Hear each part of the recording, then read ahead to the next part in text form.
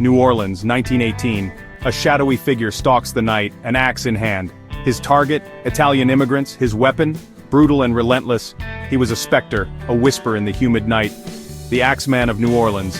They called him a monster, a demon, but he was all too human, and he craved blood. The first attack came without warning, a brutal assault on a grocer and his wife. Their door hacked to pieces, their bodies mangled. The police were baffled. Who could commit such a heinous act? Panic gripped the city. Fear, like a virus, spread through the French Quarter. Every creak of a floorboard, every rustle of leaves outside a window, could be him. The Axeman, coming for his next victim.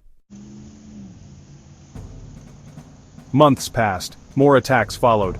The city of New Orleans was gripped by an unrelenting fear, a fear that grew with each passing day. The once lively streets were now shrouded in an eerie silence as the sun set, and the shadows grew longer. The Axeman, as the newspapers dubbed him, continued his reign of terror. Headlines screamed of his latest atrocities, each more horrifying than the last. The printing presses worked overtime, churning out stories that fed the city's growing hysteria. Each attack was as brutal as the last, each victim seemingly chosen at random, or so it seemed. The police were desperate. They combed through crime scenes looking for any clue that might lead them to the killer. But the Axeman was always one step ahead. They investigated every lead, every rumor, every whisper. The detectives worked tirelessly, their faces etched with frustration and fatigue. The community was on edge, gossiping in hushed tones, sharing theories and fears. But the Axeman was like a phantom, leaving no trace behind but terror. He moved through the night with an almost supernatural ease, striking swiftly and disappearing into the darkness. He was a predator in the night, striking swiftly and silently. The moonlit streets became his hunting ground, and no one felt safe. The fear of the unknown gripped the city, as people locked their doors and windows, praying they wouldn't be next. Some claimed to have seen him, a dark figure, tall and imposing, his face hidden in the shadows. These sightings only added to the legend, making him seem more like a ghost than a man. But no one could say for sure. The uncertainty was maddening. People looked over their shoulders, jumped at every noise, and avoided the streets at night. The city was gripped by a collective paranoia. The fear was palpable, choking the city's vibrant spirit. Shops closed early and the once bustling nightlife came to a standstill. The Axeman's presence was felt everywhere, even in the places he hadn't struck. The people of New Orleans were trapped in a nightmare, and the line between reality and fear blurred. Families huddled together, whispering prayers and hoping for the nightmare to end. The Axeman became a legend whispered in hushed tones.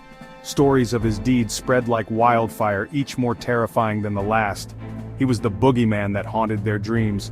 A boogeyman parents used to scare their children into obedience.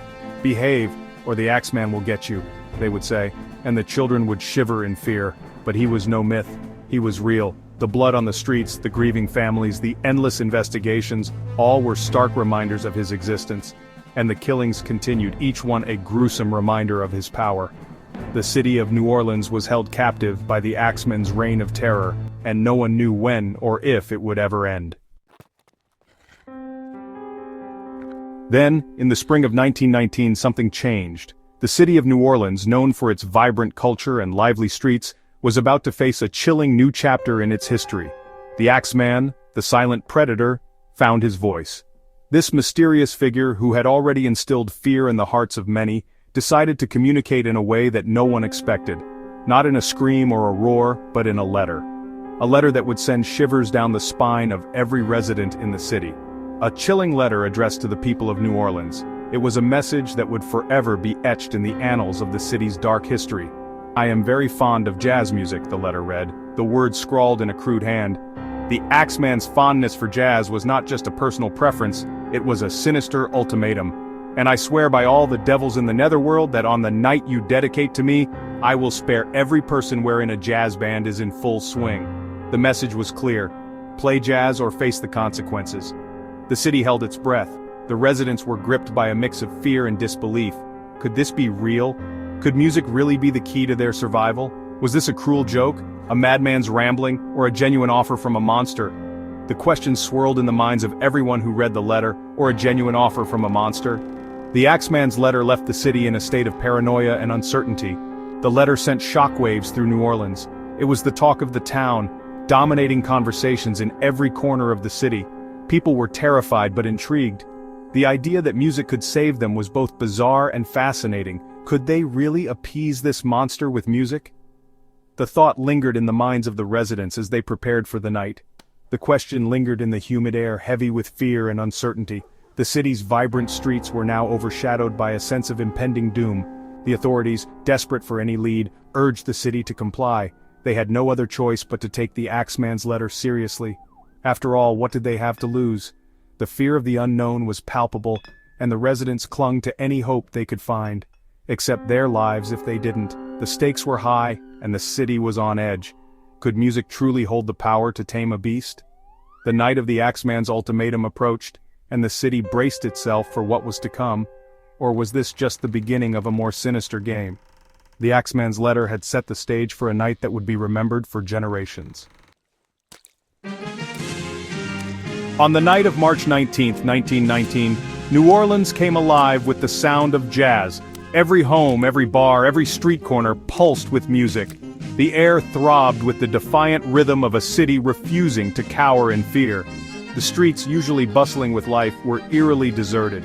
Families huddled inside their homes, doors bolted, windows shuttered, the music their only shield against the darkness. The night passed.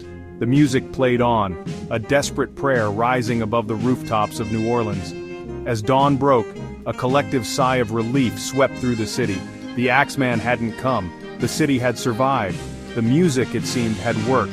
Had the Axeman truly been swayed by their offering, or had they simply been granted a reprieve, a cruel stay of execution from a monster toying with its prey?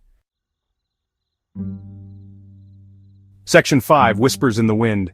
The killings never resumed. The Axeman, the phantom who had terrorized New Orleans, vanished as quickly as he had appeared. The city, slowly, cautiously, began to breathe again.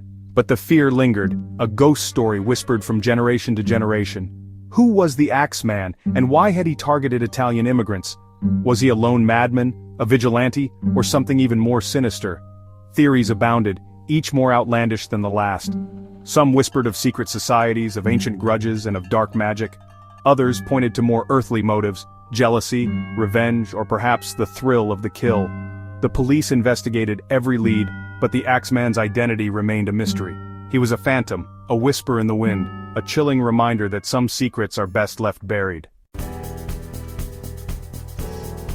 Section 6. The butcher, the baker, This chapter delves into the myriad of suspects that have surfaced over the years, each with their own intriguing, albeit circumstantial connections to the infamous crimes that plagued New Orleans. Over the years, several suspects emerged, each with their own compelling, if circumstantial, link to the crimes. The city was rife with rumors and theories, each more sensational than the last. Newspapers of the time were filled with headlines that captured the public's imagination, painting vivid pictures of potential culprits. There was Joseph Mumfrey, a local man known to have a violent temper and a grudge against Italian grocers. His name surfaced repeatedly in connection with the attacks, and many believed he had both the motive and the means to commit such heinous acts. Then there was Frank Doc Mumfrey, a purported voodoo practitioner, suspected of using the Axeman's reign of terror to eliminate rivals. His involvement in the dark arts added an eerie layer to the already chilling narrative, making him a prime suspect in the eyes of many. But the evidence was always just out of reach, the puzzle pieces never quite fitting together. Detectives pored over case files, re-examining every clue, but the elusive truth remained hidden, just beyond their grasp. Could it have been someone even more unexpected? The shadowy figure that haunted the streets at night could have been anyone, blending seamlessly into the fabric of the city. A respected businessman with a hidden dark side. The idea that someone of high social standing could be involved added a layer of complexity to the investigation, challenging preconceived notions of guilt and innocence. A scorned lover seeking revenge? Personal vendettas and emotional turmoil often lead to desperate actions, and the possibility of a crime of passion could not be ruled out. The possibilities were endless, limited only by the imagination. Each new theory brought with it a fresh wave of speculation, keeping the public and the authorities on edge. Perhaps the truth was even more unsettling. The idea that the real Axeman could be someone completely unexpected, or even a group of individuals, added a chilling twist to the tale. Perhaps the Axeman wasn't one person but a group of individuals, their identities hidden behind the mask of the legend they created.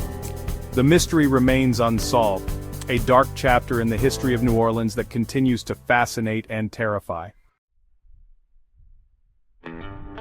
Section 7. Lost in the Echoes of Time.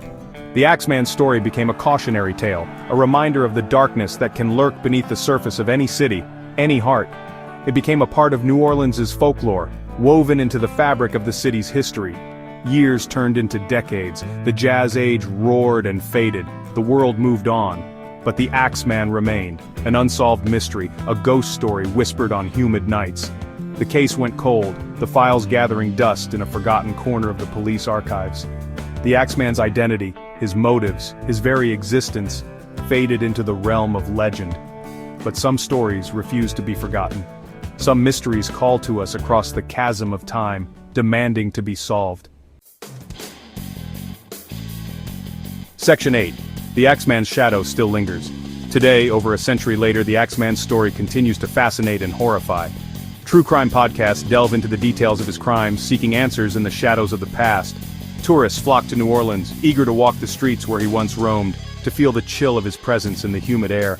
They seek out the remnants of his reign of terror, the echoes of his brutality in the city's haunted history. The Axeman's story is a chilling reminder that some mysteries are never truly solved. They linger in the shadows, challenging us to confront the darkness that resides within us all. Do you believe in monsters, or are they simply a reflection of the darkness that lurks within the human heart?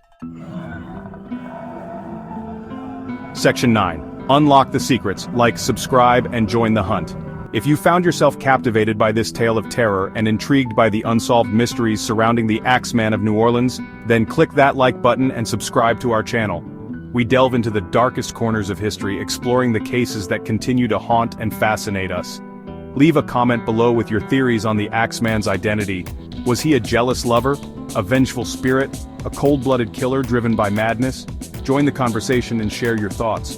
Together, perhaps we can shed some light on this century-old mystery. Don't forget to hit that notification bell so you never miss an episode. The truth is out there, waiting to be uncovered.